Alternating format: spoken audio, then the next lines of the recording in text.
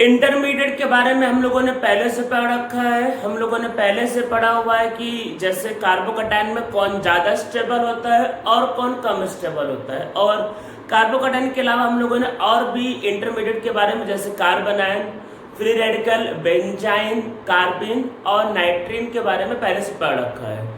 तो अब हम लोग एक टॉपिक करते हैं जिसका नाम है रीअरेंजमेंट ऑफ कार्बोकैटायन।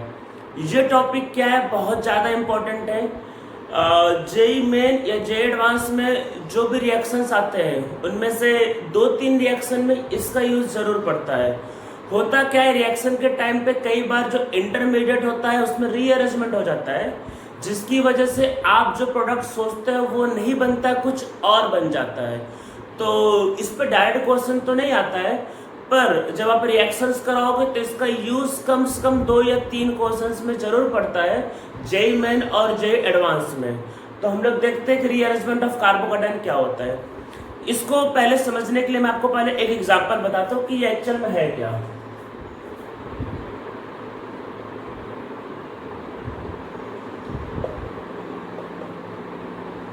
सपोज करते ये हमारे पास एक मॉलिक्यूल है और हमने इसका रिएक्शन करवाया HCl के साथ। HCl एक एसिड है, सिंपल से एक पहले रिएक्शन समझते हैं। HCl एक एसिड है, हमने इस मॉलिक्यूल का रिएक्शन कराया HCl के साथ, तो HCl से क्या आएगा, H+ आएगा। अब H+ आएगा तो आपको हमेशा याद रखना है कि जो इंटरमीडिएट जो बनना चाहिए पहले स्टेप में वो हमेशा स्टेबल बनना चाहिए। तो आपको हमेशा स्टेबल इंटरमीडिएट बनाना है। तो देखो 2 ऑप्शन है, आप पाई बॉन्ड को इधर ट्रांसफर करो और H को यहाँ भेज दो, तो पहला ऑप्शन है। तो इससे क्या बनेगा, CH3 CH CH3, pi bond इधर आया, इधर पाई बॉन्ड आएगा तो यहाँ पॉजिटिव, तो यहाँ पे क्या होगा CH पे पॉजिटिव और इधर H गया तो क्या हो जाएगा CH3। ये पहला ऑप्शन है कि आपने ये किया। दूसरा ऑप्शन ये हो सकता था कि आप पाई बॉन्ड को इधर साइड ट्रांसफर करो और इस हाइड्रोजन को क्या करो, आप यहाँ पे भेजो। तो एक सेकंड ऑप्शन ये हो सकता था। तो हम लोग देखते क्या हो सकता था, सेकंड ऑप्शन क्या होता है, CH3 CH CH3 और यहाँ पे CH2 और CH2 पे पॉजिटिव। ठीक है, ये आपके पास आ गया। अब हम लोग दोनों में से वो कैटायन बनाएंगे जो ज़्यादा स्टेबल होगा। इंटरमीडिएट पढ़ाने का एक ही पर्पस होता था कि हम लोगों को पहचान में आना चाहिए कि कौन सा इंटरमीडिएट बनने वाला है। एक बात तो हमेशा याद रखना है कि अगर 2 या 3 इंटरमीडिएट के ऑप्शंस हैं तो हमेशा स्टेबल इंटरमीडिएट को फॉर्म करना है। तो दोनों में से ज़्यादा स्टेबल इंटरमीडिएट कौन सा है, ये वाला। सेकेंडरी मोर स्टेबल होता है, ये प्राइमरी कार्बोकैटायन है लेस स्टेबल है, तो इसलिए ये नहीं बनाना है, आपको ये वाले को फॉर्म करना है। अब हमने सोचा कि ये पॉजिटिव आ गया और इस पे Cl- का अटैक कर देते हैं, मान लेते हैं। हमने सोचा कि पॉजिटिव आ गया है, इस पे Cl- का अटैक कर देते हैं। तो देखो इससे क्या बनना चाहिए, CH3 CH CH3 CHCl CH3। हमने सोचा कि पाई बॉन्ड है, ये यहाँ टूटेगा और यहाँ पे पॉजिटिव आ जाएगा और यहाँ पे क्लोरीन को जोड़ देंगे, प्रोडक्ट बनना चाहिए, हमने सोचा। पर हमने जब प्रोडक्ट को मतलब एक्सपेरिमेंटली देखा कि प्रोडक्ट क्या है इसका, तो हमको ये मिला ही नहीं। देखो केमिस्ट्री में क्या होता है, प्रोडक्ट एक्सपेरिमेंटली डिटरमाइंड होता है, बाकी जो मैकेनिज्म होता है वो गेस किया जाता है कि हम लोग गेस करते कि ऐसा ऐसा होना चाहिए। हमने सोचा ये पाई बॉन्ड, मतलब हमने क्या सोचा, ये जो पाई बॉन्ड है ये इधर जाना चाहिए और ये जो हाइड्रोजन है ये यहाँ आ जाना चाहिए, तो ये कैटायन बनना चाहिए, स्पेशल जुड़ के ये होना चाहिए था। पर एक्चुअल में हमें ये मिला ही नहीं। तो हमने सोचा ये नहीं मिला तो इसमें शायद कुछ और हुआ। तो हमने देखा कि हमको क्या मिला, हमको मिला एक्चुअल में ये, हमको मिला ये। तो अब हमने ये इसका रिएक्शन इससे करवाया, हमने सोचा ये मिलना चाहिए, ये मिला ही नहीं और हमको मिला ये। तो हमने सोचा ये कैसे मिल सकता है, इसको पहले समझते कि कैसे मिल सकता है। तो देखो एक्चुअल में फिर हमने क्या सोचा कि इसमें शायद से ये जो हाइड्रोजन है ये यहाँ पर ट्रांसफर हुआ है, तो इसको बोलते हैं शिफ्टिंग, मीन्स रीअरेंजमेंट हुआ। तो कार्बोकैटायन अपने आप को रीअरेंज किया, तो मीन्स यहाँ पे हमने क्या करवाया पहले देखते हैं। H- को बोलेंगे हाइड्राइड। H- अगर किसी भी एलिमेंट पे माइनस चार्ज होता है तो उसकी नेमकलिंग आइड से होती है, तो हाइड्रोजन में माइनस चार्ज तो क्या होगा, हाइड्राइड। तो हमने सोचा जो हाइड्राइड है वो यहाँ पर शिफ्ट हुआ है, तो हाइड्राइड को यहाँ शिफ्ट करोगे तो माइनस है, तो यहाँ प्लस से मिलकर न्यूट्रल हो जाएगा, यहाँ पे आएगा प्लस, तो मतलब क्या बना CH3 C positive CH3 CH2 CH3 और अब यहाँ पे जुड़ना चाहिए Cl माइनस। तो मीन्स यहाँ पे क्या हुआ, कार्बोकैटायन का रीअरेंजमेंट हुआ और जिसकी वजह से ये प्रोडक्ट मिला। तो अब आपको समझ में आया होगा कि हम लोग ये टॉपिक को करने वाले हैं। तो कई बार क्या होता है, हम लोग जो चीज़ें गेस करते हैं या फिर जो चीज़ें सोचते हैं वो प्रोडक्ट नहीं मिलता है और हमें अनएक्सपेक्टेड कुछ और प्रोडक्ट मिल जाता है। तो ऐसे रीअरेंजमेंट वाले क्वेश्चन जेईई मेन में, जेईई एडवांस में या नीट में बहुत फ्रिक्वेंटली आते रहते हैं, इसलिए आपको रीअरेंजमेंट आना बहुत ज़्यादा जरूरी है। तो हम लोग अब इसी को टॉपिक को करते हैं। टॉपिक है रीअरेंजमेंट ऑफ कार्बोकैटायन। तो जहाँ पे कार्बोकैटायन क्या होगा, अपने आप को रीअरेंज करेगा। रीअरेंजमेंट में देखो जो सबसे पहला और जो इम्पोर्टेंट पॉइंट वो ये है, देखो कार्बोकैटायन क्या एक इंटरमीडिएट है और आपको हमेशा क्या कहा है कि इंटरमीडिएट वो फॉर्म करना है जो स्टेबल इंटरमीडिएट है। तो एक बात का याद रखना है कि रीअरेंजमेंट करवाने से हमेशा कार्बोकैटायन की स्टेबिलिटी बढ़नी ही चाहिए। अगर कार्बोकैटायन की स्टेबिलिटी बढ़ नहीं रही है या कम हो रही है तो रीअरेंजमेंट नहीं करवाना है। तो याद रखना रीअरेंजमेंट का एक ही पर्पस है, to increase the stability of carbocation. ये बात एकदम दिमाग में बैठा रहना, ऐसे नहीं कि कहीं भी रीअरेंज करवा दिया। तो रीअरेंजमेंट तभी होगा जब कार्बोकैटायन की स्टेबिलिटी बढ़ेगी। ठीक है, समझ में आ रहा है। अब कार्बोकैटायन के स्टेबिलिटी ऑर्डर मैंने आप लोगों को पहले से जीओसी में बता रखा है, मैं एक बार फिर से ओवरऑल आपको ऑर्डर लिखवा देता हूँ। और ये याद रखना है कि रीअरेंजमेंट करवाने का एक ही पर्पस है, to increase the stability of carbocation. तो हम लोग एक ओवरऑल ऑर्डर देखते कि क्या होता है। तो एक ऑर्डर लिख देते हैं जिससे आपको इस टॉपिक में हेल्प मिलेगा। तो क्या है, overall stability order of carbocation. तो देखो सबसे ज्यादा स्टेबल कौन सा होता है, सबसे स्टेबल वो होगा जहां पे कार्बोकैटायन को सीधा सीधा लोन पेयर मिल जाए और उसका ऑक्टेट पूरा हो जाए, जिसको मैं बोलता हूँ कि वहां पे कार्बोकैटायन को क्या हुआ, मोक्ष की प्राप्ति होगी, मतलब उसको आ गया स्टेट ऑफ निर्वाणा। तो अगर कार्बोकैटायन को कहीं पे लोन पेयर मिल गया तो उससे ज्यादा स्टेबल कार्बोकैटायन नहीं हो सकता। मीन्स क्या है कि जैसे आपके पास कार्बोकैटायन है और इसके बगल में जैसे ऑक्सीजन लगा है, इसको लोन पेयर देते, इससे ज्यादा स्टेबल कार्बोकैटायन कोई हो ही नहीं सकता। या जैसे कार्बोकैटायन है और इसके बगल मान लेते हैं नाइट्रोजन जुड़ा है और इसको लोन पेयर देते, तो ये क्या होता है, बहुत स्टेबल कार्बोकैटायन। तो ये सबसे स्टेबल कार्बोकैटायन में। हाँ, इनमें अगर आपस में कंपेयर करना हुआ तो जो लेस इलेक्ट्रोनेगेटिव होगा उसको इलेक्ट्रॉन देने की टेंडेंसी ज्यादा होगी, तो उसकी स्टेबिलिटी ज्यादा होगी। ठीक है ये। इसके बाद जो स्टेबल होता है वो होता है एरोमेटिक वाले। तो जैसे कि 3 मेंबर रिंग पे पॉजिटिव चार्ज या फिर 7 मेंबर की रिंग पे पॉजिटिव चार्ज, तो ये इनका स्टेबिलिटी होगा। कुछ लोग क्या कहते हैं, कुछ लोग कहते हैं कि इसका स्टेबिलिटी इससे ज्यादा है, पर मैं दोनों की स्टेबिलिटी नियरली सेम मान के चलता हूँ। पीटर साइक्स बुक में दोनों की स्टेबिलिटी को नियरली सेम दिया है, तो ये मैं दोनों की स्टेबिलिटी नियरली सेम मान के चलता हूँ। कुछ लोग कहते हैं ज्यादा स्टेबल है, तो ऐसा मैं कुछ कम ज्यादा नहीं कह रहा, पर दोनों एरोमेटिक है, दोनों की स्टेबिलिटी सेम मान के चलते हैं। फिर एरोमेटिक के बाद क्या होता है आपके पास, एरोमेटिक के पहले एक्चुअल में एक और है, एरोमेटिक पहले एक और लिख लेते हैं।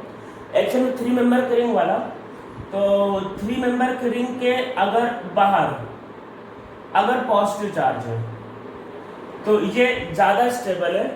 इसके बाद एरोमेटिक वाला है, तो इसके बाद आपके पास क्या होगा, एरोमेटिक वाला कार्बोकैटायन ये होगा, और फिर इसके बाद 3 और इसके बाद ये, तो इसके बाद क्या होगा, पीएच का मतलब बेंजीन।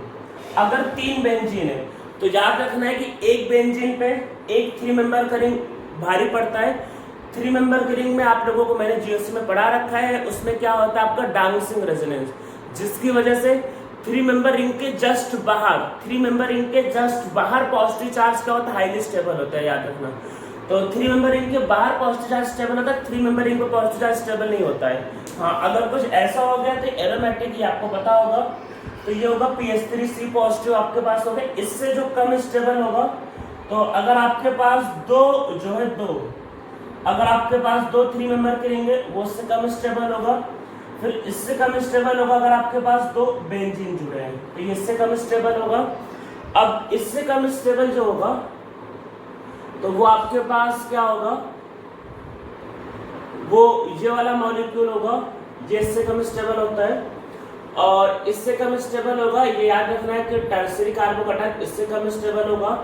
फिर उससे कम स्टेबल होगा आपके पास बेंजाइलिक, तो ये याद रखना है बेंजाइलिक से ज्यादा स्टेबल टर्सरी कार्बोकैटायन, मतलब tertiary carbocation is more stable then benzylic carbocation.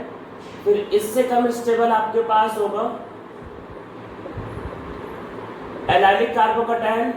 फिर इससे कम स्टेबल होता है सेकेंडरी।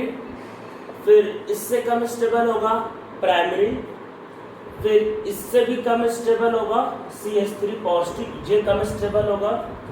फिर इससे भी कम स्टेबल अगर आपको करना है तो ये डबल बॉन्ड पे पॉजिटिव चार्ज होगा। और इससे भी कम स्टेबल करना है तो ये आपके पास ट्रिपल बॉन्ड पे पॉजिटिव चार्ज।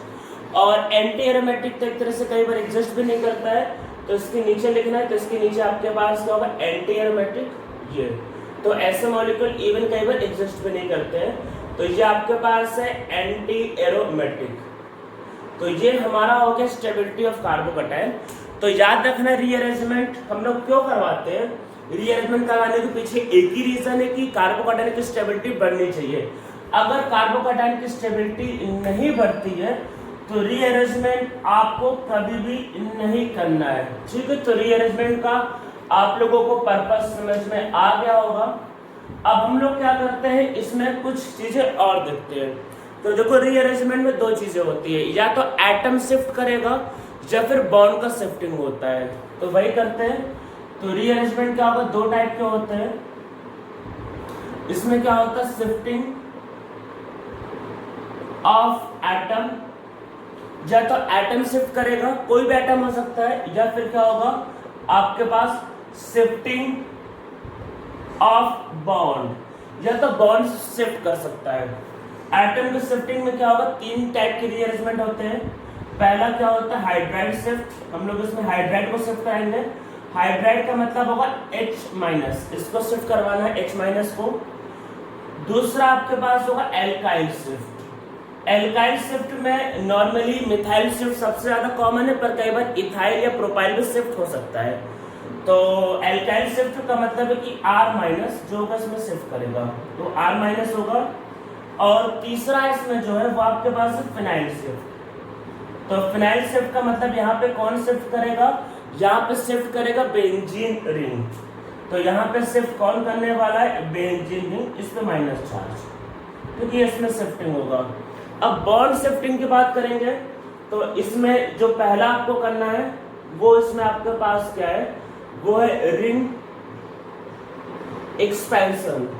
कि कई बार रिएक्शन में क्या होता है कि जो रिंग होता है, रिंग उसका एक्सपेंशन हो जाता है, रिंग का एक्सपेंशन हो जाता है। कैसे होता है और कब होगा ये हम लोग देखेंगे आगे। और दूसरा क्या होता है, रिंग एक्सपेंशन हो गया, तो दूसरा इसका रिवर्स क्या हो सकता है, वो आपके पास होगा रिंग कॉन्ट्रैक्शन। तो ये पांच चीजें हो सकती है, hydride shift, alkyl shift, phenyl shift, atom का शिफ्ट हो सकता है, या फिर रिंग एक्सपेंशन हो सकता है, फिर रिंग कॉन्ट्रैक्शन। तो हमें ये पांच चीजें करनी है इसमें। तो हम लोग स्टार्ट करते हैं। तो अब आपके पास देखते हैं कि क्या क्या होगा। तो शिफ्टिंग के पहले देखो कुछ बातें याद रखनी है। सबसे पहली बात क्या होता है कि शिफ्टिंग जो होगी उसकी वजह से कार्बोकैटायन की स्टेबिलिटी हमेशा बढ़नी चाहिए, ठीक है। अभी हम लोग पहले हाइड्राइड शिफ्ट पे आते हैं या फिर पहले आते हैं एटम शिफ्ट पे। शिफ्टिंग क्या होगा, हमेशा एडजेसेंट पोजीशन पे होगा, ठीक है। तो याद रखना है कि शिफ्टिंग always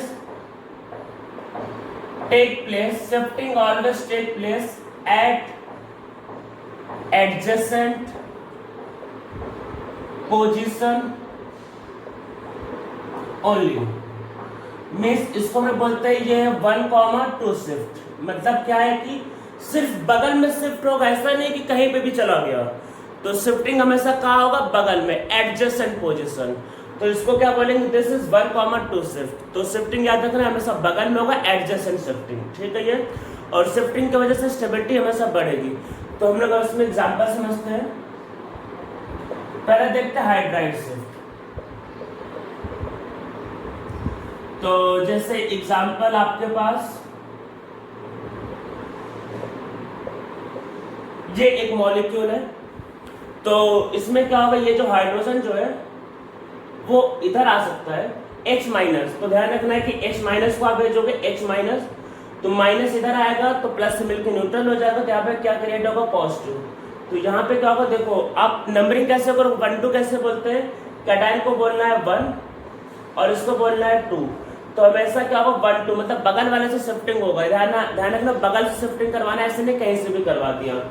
तो ये यहाँ आ जाएगा, तो आपके पास क्या बनेगा, CH3 C पॉजिटिव और ये होगा CH3 और CH3।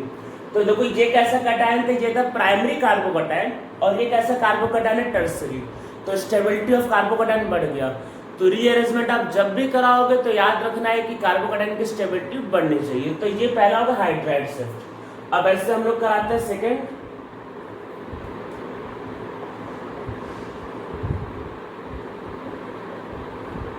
सेकेंड आपके पास होगा एल्काइल शिफ्ट। तो हम लोग एल्काइल शिफ्ट की बात करते हैं।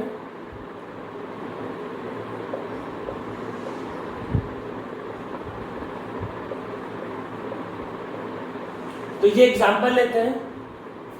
तो अब देखो आपके पास क्या होगा, अगर आप यहां से एक CH3 इधर भेज दो तो उसको भेजने से क्या होगा, तो यहाँ पे कैटायन बनेगा। ध्यान, अगर आप हाइड्रोजन भेजोगे तो नहीं हो सकता। देखो कैसे नहीं हो सकता, ये 1 है, ये 2 है, ये 3 है, तो थर्ड वाले कार्बन से ट्रांसफर नहीं होता, बगल से होता, बगल से। तो क्या होगा, ये है 1 और ये है 2, बगल वाले कार्बन पे सिर्फ CH3। अगर आपने एक CH3 को भेज दिया तो देखो भेजने की वजह से क्या होगा, CH3 और यहाँ पे आएगा CH2 CH3। ठीक है जी, इधर चला गया तो यहाँ पे क्या आएगा, पॉजिटिव चार्ज। ठीक है, तो जैसे आप इसको इधर भेज दोगे तो यहाँ पे आ जाएगा पॉजिटिव चार्ज। तो देखो ये कैटायन कैसा था, प्राइमरी, और ये कैटायन कैसा है, टर्सरी। तो कैटायन की स्टेबिलिटी बढ़ गई। कैटायन क्या होगा, प्राइमरी से क्या हो गया, टर्सरी हो गया। तो हमारा रीअरेंजमेंट का पर्पज सिर्फ एक ही है, स्टेबिलिटी ऑफ कार्बोकैटायन को बढ़ाना। तो मिथाइल शिफ्ट, मिथाइल मतलब CH3, मिथाइल शिफ्ट की वजह से क्या होगा, स्टेबिलिटी ऑफ कार्बोकैटायन आपका इंक्रीज कर गया। ठीक है, ये आपको एल्काइल शिफ्ट समझ में आया होगा। अब हम लोग इसमें करते हैं फिनाइल शिफ्ट।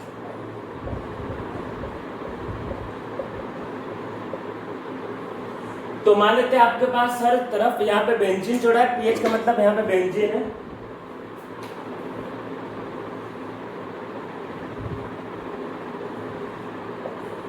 और यहाँ पे पॉजिटिव चार्ज। तो अब ये प्राइमरी कैटायन है, तो अगर आपने यहाँ से एक बेंजीन को इधर भेज दिया तो ऐसा भेजने से क्या होगा, ये होगा पीएच और यहाँ पे पॉजिटिव चार्ज आ जाएगा, और यहाँ पे पीएच CH2 और पीएच। तो प्राइमरी कैटायन किस में कन्वर्ट हो गया, प्राइमरी कैटायन किस में कन्वर्ट हो गया, टर्सरी कैटायन में। तो स्टेबिलिटी ऑफ क्या होगा, कार्बोकैटायन बढ़ गया। तो आप लोगों को समझ में आ रहा होगा कि हम लोग शिफ्टिंग क्या होता है, वैसे एडजेसेंट पोजीशन से करवाते हैं, और शिफ्टिंग की वजह से क्या होता है, स्टेबिलिटी ऑफ मॉलिक्यूल बढ़ जाता है। अब हो सकता है कि आपके पास शिफ्टिंग के ऑप्शंस में हाइड्रोजन भी प्रेजेंट हो, मिथाइल भी प्रेजेंट हो और फिनाइल भी प्रेजेंट हो। तो हमें पता होना चाहिए कि कौन ज्यादा टेंडेंसी रखता है शिफ्ट होने की। तो देखो होता क्या है आपके पास, शिफ्टिंग टेंडेंसी की बात करते हैं। तो देखो होता क्या है कि पॉजिटिव की तरफ इसको जाना है, इसको जाना है पॉजिटिव की तरफ।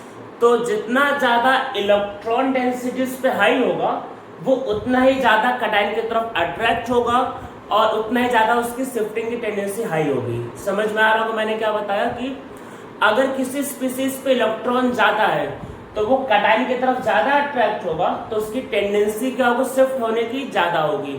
तो जैसे जैसे इलेक्ट्रॉन डेंसिटी बढ़ता है शिफ्टिंग की टेंडेंसी बढ़ती है। तो पहले देखो क्या होता है, पहले आपके पास है H माइनस, ये पहले इसमें लिख लेते हैं H माइनस की टेंडेंसी सबसे ज्यादा है, उसके बाद है फिनाइल और उसके बाद एल्काइल। तो ये आपके पास हो गया पहले वाले का, सबसे ज्यादा इसमें हाइड्राइड लिख लेते हैं। तो सबसे ज्यादा टेंडेंसी होता है हाइड्राइड का, फिर फिनाइल का, फिर एल्काइल का। पर फिनाइल और एल्काइल में अगर कंपेयर करना हो आपस में, तो इसमें याद क्या रखना है कि S electron density increases, as electron density increases, shifting tendency of species also increases। तो जैसे जैसे आपका इलेक्ट्रॉन डेंसिटी बढ़ेगा तो शिफ्टिंग की जो टेंडेंसी होगी वो भी ऑटोमेटिक बढ़ेगी। तो इसका मतलब ये है कि CH3 माइनस से ज्यादा शिफ्टिंग टेंडेंसी होगा CH3 CH2 माइनस का, क्योंकि इस पे इलेक्ट्रॉन डेंसिटी ज्यादा होती है, प्लस साइड से इलेक्ट्रॉन बढ़ा रहा है। इससे ज्यादा टेंडेंसी आपके पास होगी CH3 CH CH3 माइनस का। जैसे जैसे इलेक्ट्रॉन डेंसिटी बढ़ेगा वैसे वैसे शिफ्टिंग की टेंडेंसी बढ़ेगी, और इससे ज्यादा टेंडेंसी शिफ्टिंग की आपके पास होगा इसका। तो मतलब क्या है, मिथाइल से ज्यादा इथाइल की टेंडेंसी होगी, इथाइल से ज्यादा टेंडेंसी होगी आइसोप्रोपाइल की, आइसोप्रोपाइल से ज्यादा टेंडेंसी होगी टर्शियरी ब्यूटाइल की। तो जैसे जैसे इलेक्ट्रॉन डेंसिटी बढ़ेगा वैसे वैसे क्या होगा, शिफ्ट होने की टेंडेंसी भी ऑटोमेटिक बढ़ती जाएगी। ये बात आपको ध्यान रखना है। अब बेंजीन पे कई बार होता है कि आपने electron donating group, electron withdrawing group लगा दिए, तो अगर आप बेंजीन पे इलेक्ट्रॉन डोनेटिंग ग्रुप लगा दोगे तो उसकी शिफ्ट होने की टेंडेंसी बढ़ जाएगी। तो जैसे क्या होता है, जैसे मान लेते बेंजीन पे, मान लेते बेंजीन है और बेंजीन पे मान लेते आपने जोड़ दिया NO2, तो NO2 इलेक्ट्रॉन विड्रॉ करता है, तो मान लेते हैं NO2 इलेक्ट्रॉन विड्रॉ करता है, इसमें माइनस चार्ज, मान लेते हैं NO2 इलेक्ट्रॉन विड्रॉ करता है, तो इलेक्ट्रॉन विड्रॉ करेगा तो इसकी शिफ्ट होने की टेंडेंसी क्या होगी, कम। इससे ज्यादा शिफ्ट होने, NO2 बहुत स्ट्रॉन्ग विड्रॉइंग ग्रुप है, आप लोगों को पता होगा, इससे ज्यादा टेंडेंसी किसका होगा, Cl का। Cl is also withdrawing group पर वीक विड्रॉइंग है, तो इससे ज्यादा इलेक्ट्रॉन डेंसिटी यहाँ हाई होगा तो इसकी शिफ्ट होने की टेंडेंसी ज्यादा होगी। याद रखना कि पहले से माइनस चार्ज प्रेजेंट है, फिनाइल शिफ्ट होता है, तो इससे ज्यादा शिफ्ट होने की टेंडेंसी किसका होगा, इससे ज्यादा शिफ्ट होने की टेंडेंसी होगा बेंजीन का, मतलब सीधा। और अगर आपने कोई डोनेटिंग ग्रुप जोड़ दिया, मान लेते आपने जोड़ दिया इस पे CH3, तो इलेक्ट्रॉन डोनेटिंग ग्रुप जोड़ दिया तो टेंडेंसी शिफ्ट होने की और बढ़ जाएगी। और अगर आपने बहुत स्ट्रॉन्ग डोनेटिंग ग्रुप जैसे कि OCH3 जोड़ दिया, OCH3 पता होगा ये प्लस में लगाता है प्लस मेसोमेरिक इफेक्ट, या फिर ये लगाता है पॉजिटिव रेजोनेंस जिसको बोलते हैं, इसकी वजह से इलेक्ट्रॉन डेंसिटी बढ़ जाएगा तो इसकी शिफ्ट होने की टेंडेंसी बढ़ जाएगी। तो क्या याद रखना है कि जैसे जैसे बेंजीन पे इलेक्ट्रॉन डेंसिटी बढ़ेगा वैसे वैसे क्या होगा, उसकी शिफ्टिंग की टेंडेंसी बढ़ती जाएगी। और इनके केस में याद कर रखना हाइड्रोजन, फिर फिनाइल, फिर एल्काइल, इसमें ये ऑर्डर तो यही होता है, पर इसमें एक बात का बहुत इंपॉर्टेंट जो याद रखना है, ये जनरल ऑर्डर ध्यान रखना, ये जनरल है, इसमें एक्सेप्शन हो सकते हैं। एक्सेप्शन सिर्फ एक ही केस में होगा। आपको मैंने बोला ये सब कर क्यों रहा है, इसका करने का एक ही पर्पस है, कार्बोकेटाइन की स्टेबिलिटी बढ़ाना। तो हम लोग जब भी रीअरेंजमेंट करेंगे तो कार्बोकेटाइन की स्टेबिलिटी बढ़नी चाहिए। तो अगर कार्बोकेटाइन की स्टेबिलिटी में फर्क पड़ता है तो उस केस में इसका ऑर्डर ऊपर नीचे हो सकता है। मीन्स ये एक जनरल ऑर्डर है, पर इसमें कुछ एक्सेप्शन हो सकते हैं। एक्सेप्शन सिर्फ तभी होगा जब कार्बोकेटाइन की स्टेबिलिटी अफेक्टेड होगी। याद रखना, मैंने जो बोला वो बात को ध्यान रखना। तो कार्बोकेटाइन की स्टेबिलिटी ज्यादा इंपॉर्टेंट है, तो कार्बोकेटाइन की ये टेंडेंसी कि ज्यादा होता है, फिर इसका होता है, फिर इसका होता है, पर ऊपर नीचे हो सकता है अगर कार्बोकेटाइन की स्टेबिलिटी अफेक्ट होती है तो कार्बोकेटाइन की स्टेबिलिटी के हिसाब से ऑर्डर ऊपर नीचे हो सकता है। तो कई बार ऐसा होता है कि एल्काइल की जो टेंडेंसी होती है शिफ्ट होने की वो फिनाइल से ज्यादा हो जाती है। क्यों? क्योंकि उसमें कार्बोकेटाइन की स्टेबिलिटी फर्क पड़ता है। तो हम लोग इसमें एग्जांपल समझते हैं पहले।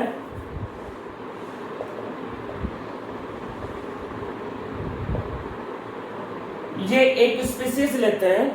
अब देखो यहाँ पे ऑप्शन क्या है, ऑप्शन ये भी शिफ्ट हो सकता है, ये भी शिफ्ट हो सकता है, ये भी शिफ्ट हो सकता है। तो हम लोग यहाँ पे शिफ्ट किसको करवाएंगे, हाइड्रोजन को। इसकी टेंडेंसी शिफ्ट होने की ज्यादा होगी। तो यहाँ पे क्या बनेगा, पीएच, और यहाँ पे पॉजिटिव, और यहाँ पे CH3 और यहाँ पे CH3। और देखो यही कार्बोकेटाइन स्टेबल आ रहा था, कोई दिक्कत ही नहीं, ठीक है। तो ये इसका आंसर आएगा। अब देखो आगे के केस में और लेते हैं इसमें एग्जाम्पल।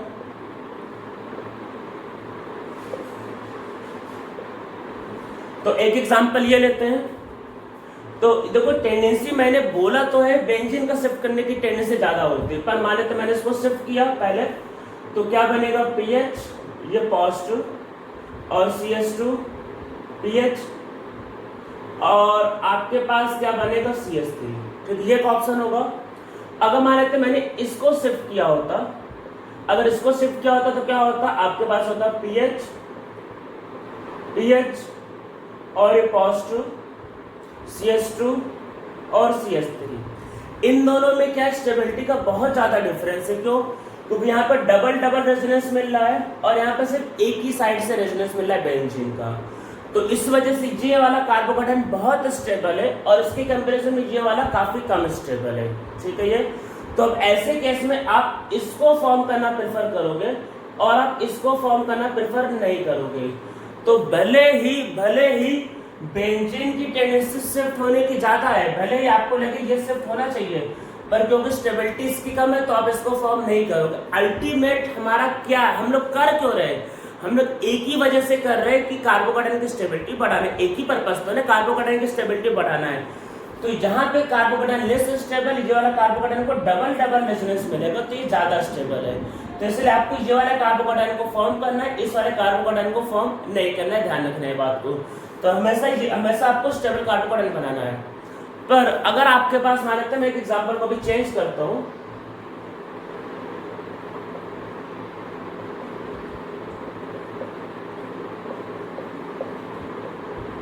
अब सपोज करते ये एक एग्जांपल है।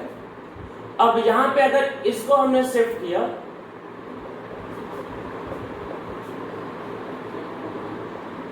तो इससे आपके पास बनेगा ये मॉलिक्यूल, और अगर मैंने बेंजीन को शिफ्ट किया तो इससे बनेगा आपके पास CH3O, फिर CH3 और यहाँ पॉजिटिव आएगा, ये होगा CH2 और PH। अब क्वेश्चन आता है कि कौन सा बनाएंगे।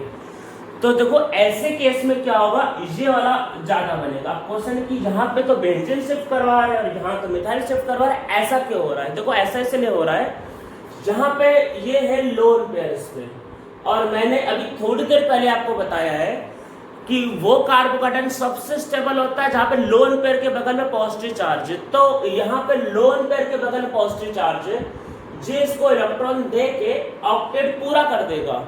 तो जैसे ऑक्टेट पूरा कर देगा तो इस पॉजिटिव चार्ज को बेंजीन की जरूरत ही नहीं है। देखो सबसे स्टेबल कार्बोकेटाइन, याद रखना है कि अगर लोन पेयर के बगल में पॉजिटिव चार्ज आएगा तो सबसे स्टेबल कार्बोकेटाइन। यहाँ पॉजिटिव चार्ज के बगल में लोन पेयर है, ये लोन पेयर मतलब पॉजिटिव चार्ज के बगल में लोन पेयर देके स्टेबल कर देगा। तो बेंजीन का यहाँ पे जरूरत ही नहीं पड़ा, मीन्स इसका कोई यूज ही नहीं पड़ा। तो ये कार्बोकेटाइन क्या होगा, बहुत स्टेबल हो गया। और यहाँ पे भी सेम वही लोन पेयर देके क्या ये स्टेबल हो गया। तो यहाँ पे फर्क ही नहीं पड़ता है कि आपके पास बेंजीन लगा है कि CH3 लगा है, उससे कोई फर्क ही नहीं पड़ता है। क्यों? क्योंकि इसने ऑलरेडी बहुत ज्यादा स्टेबल कर दिया।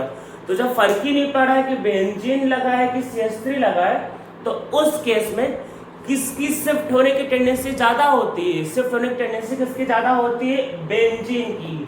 तो बेंजीन की शिफ्ट होने की टेंडेंसी ज्यादा होती है, तो आप बेंजीन को शिफ्ट करोगे और ये प्रोडक्ट फॉर्म करोगे। तो मैं रिपीट करता हूं, मैंने क्या बोला, अगर स्टेबिलिटी में डिफरेंस अच्छा खासा होगा तो उस केस में क्या होगा, आप फिनाइल शिफ्ट की जगह क्या कराओगे, एल्काइल शिफ्ट। हमारा जो अल्टीमेट गोल होता है वो क्या होता है, कार्बोकेटाइन को स्टेबल बनाना। तो यहाँ पे क्या है, देखो यहाँ पे एक ही रेजोनेंस है, यहाँ पे दो रेजोनेंस, तो ये ज्यादा स्टेबल है। तो इसलिए हम लोग क्या करेंगे, एल्काइल शिफ्ट को करवा देंगे, फिनाइल शिफ्ट को नहीं करवाएंगे। पर इस वाले केस में क्या होता है, जब लोन पेयर लगा है तो उसकी वजह से कार्बोकेटाइन ऑलरेडी बहुत स्टेबल हो रहा है। तो फिनाइल से या मिथाइल से शिफ्ट, या मतलब फिनाइल से और मिथाइल से स्टेबिलिटी में बहुत ज्यादा फर्क नहीं पड़ता है। अगर बहुत ज्यादा फर्क नहीं पड़ता है तो वैसे केस में हम लोग वो शिफ्ट करवाएंगे जिसकी टेंडेंसी ज्यादा होगी। और किसकी टेंडेंसी ज्यादा शिफ्ट होने की, फिनाइल की। तो आप फिनाइल को शिफ्ट करोगे और इसको फॉर्म करोगे और इसको फॉर्म नहीं करोगे। मेरे हिसाब से आप लोगों को मैंने जो बताया सब समझ में आ गया होगा। तो अगर स्टेबिलिटी में डिफरेंस ज्यादा होगा तो आपको वो बनाना है जो ज्यादा स्टेबल कैटायन है। अगर स्टेबिलिटी में ज्यादा डिफरेंस नहीं है तो उस केस में आप, अगर स्टेबिलिटी में ज्यादा डिफरेंस नहीं है तो उस केस में आपको ऑर्डर को फॉलो करना है। सबसे ज्यादा किसकी टेंडेंसी है शिफ्ट होने का, हाइड्रोजन, फिर क्या है फिनाइल, फिर क्या एल्काइल। ठीक है, तो आपको समझ में आ रहा होगा ये। तो इसलिए जहां पे आप किसको शिफ्ट करोगे, यहाँ पे फिनाइल को शिफ्ट करोगे, एल्काइल को शिफ्ट नहीं करोगे, क्यों? क्योंकि दोनों की स्टेबिलिटी में ज़्यादा डिफरेंस नहीं, क्योंकि स्टेबल में ये इसका लोन पेयर कर रहा है। ठीक है, आप लोगों को समझ में आ रहा होगा। हम लोग इसमें और एग्जांपल्स देखते हैं, पहले एक दो।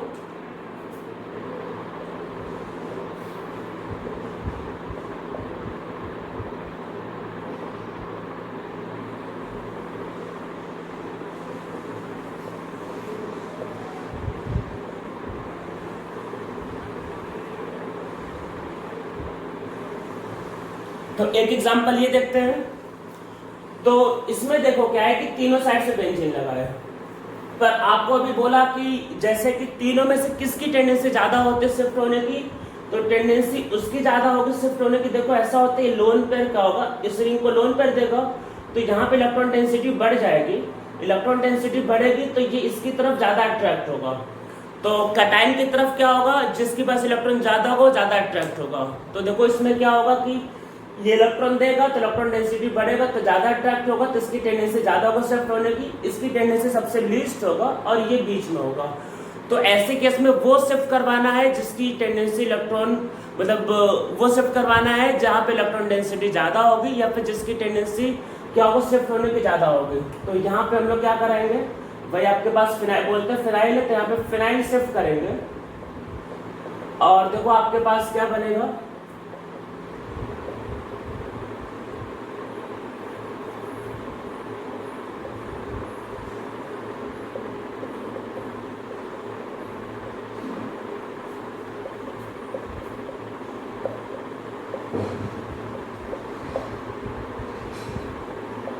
तो ये हमारा आंसर आएगा।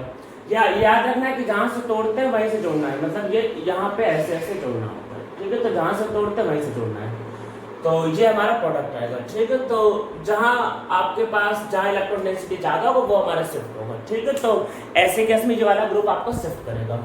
तो आप लोगों को सबको समझ में आ रहा होगा कि कैसे किसी को शिफ्ट करवाते हैं हम लोग। तो हम लोग अब इसमें कुछ और अब अलग से एग्जाम्पल्स देखते हैं।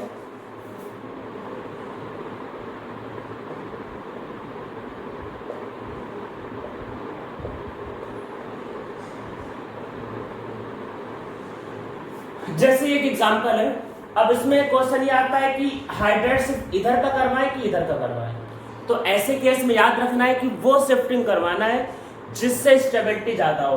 तो अगर आपने इस वाले शिफ्ट को करवाया तो पॉजिटिव चार्ज लोन पेयर के बगल में आएगा तो उसकी स्टेबिलिटी क्या होगी ज्यादा। अगर आपके पास 2-3 ऑप्शन है तो वैसे केस में जो सबसे स्टेबल कैटायन है वो फॉर्म करना है। ठीक है, तो इसको शिफ्ट करेंगे, तो इसको शिफ्ट करने से क्या होगा, जो आपके पास जो कैटायन जो बनेगा, एक हाइड्राइड भेज दिया, यहाँ पे क्या हुआ H माइनस शिफ्ट हो गया, तो आपके पास यहाँ पॉजिटिव CH2 CH CH3 और CH3, तो ये क्या होगा इसके लोन पे से स्टेबल होगा।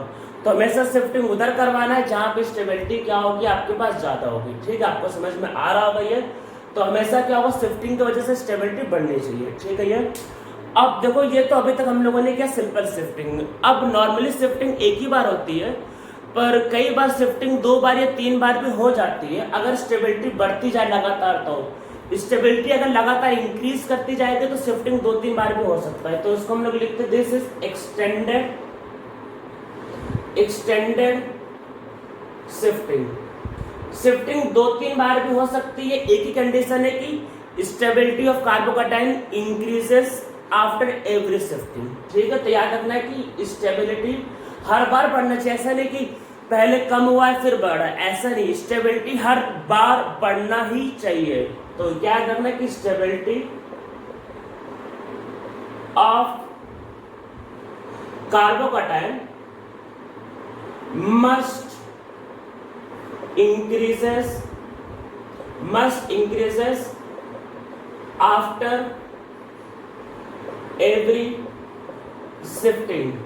तो हर शिफ्टिंग के बाद स्टेबिलिटी ऑफ कार्बोकैटायन बढ़ना ही चाहिए। ऐसा नहीं है कि आप सोचो कि सर पहली बार के बाद भले कम हो रहा पर दूसरी बार के बाद स्टेबिलिटी बढ़ गया है तो करवा देंगे, नहीं ऐसा नहीं होता, हमारी मर्जी से नहीं चल रहा, मैथ्स नहीं है ये। तो स्टेबिलिटी हमेशा बढ़ना ही चाहिए। तो एक तरह से समझ लो कि लालच देता है। तो कार्बोकैटायन एक बार शिफ्ट हुआ स्टेबिलिटी बढ़ गया, फिर उसको दिखेगा कि और स्टेबल हो सकते हैं तो वो फिर दोबारा शिफ्ट करेगा। तो हर बार स्टेबिलिटी बढ़नी ही चाहिए, स्टेबिलिटी कभी भी कम नहीं हो सकती, ये बात को ध्यान रखना है। तो जैसे इसमें एग्जांपल समझते हैं पहले।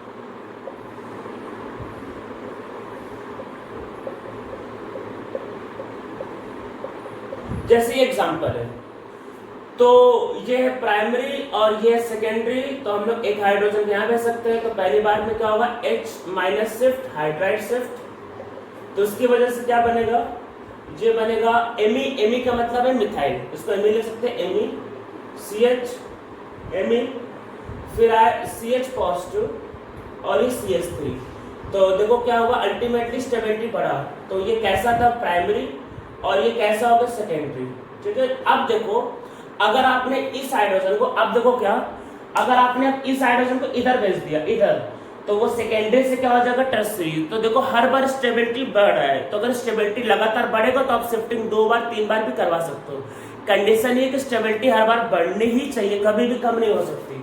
तो यहाँ पे क्या होगा, ये दोबारा जा सकता है, तो ये क्या होगा आपके पास, H माइनस क्या होगा, शिफ्ट होगा। तो अब आपके पास क्या बनेगा इसमें, भाई एमी पॉजिटिव, एमी CH2 और CH3। तो देखो ये कैसा बन गया, कटायन टर्सरी। हाँ, ये नहीं करना है कि एक ही बार में यहां से यहां ले आए, ये गलत हो जाएगा। इस स्टेबल मतलब शिफ्टिंग जो होगा वो 1 बाय 1 होता है, पहले बगल में फिर उसके बगल में। अगर आप डायरेक्टली करोगे तो उसमें गलती ये हो सकती है कि बीच में हो सकता है कहीं स्टेबिलिटी कम हुआ हो, तो वो नहीं करवाना है। मतलब मैं आपको बताना क्या चाह रहा हूँ कि शिफ्टिंग हमेशा बगल वाले से होती है, मतलब 1-2 पोजीशन पे होता है। और जब भी शिफ्टिंग करोगे तो स्टेबिलिटी ऑफ कार्बोकेटाइन हमेशा बढ़ना ही चाहिए। डायरेक्टली शिफ्टिंग को अवॉइड करना है, ये बात को ध्यान रखना है। क्यों? क्योंकि बीच में ऐसा भी हो सकता है कि आप जब बगल में शिफ्ट करो तो स्टेबिलिटी कम हो जाए, तो हो सकता है बीच का स्टेप पॉसिबल ना हो और आपने डायरेक्टली मतलब पहले से आखिरी स्टेप करवा दिया तो हो सकता है वो बने ही ना। तो ये याद रखना है कि शिफ्टिंग हमेशा बगल वाले पोजीशन पे ही करवाना होता है, 1 बाय 1 करना होता है, और हमेशा शिफ्टिंग के बाद स्टेबिलिटी ऑफ कार्बोकेटाइन बढ़ना ही चाहिए, ये आपको ध्यान रखना है। तो जैसे एक एग्जांपल इसमें और देखते हैं।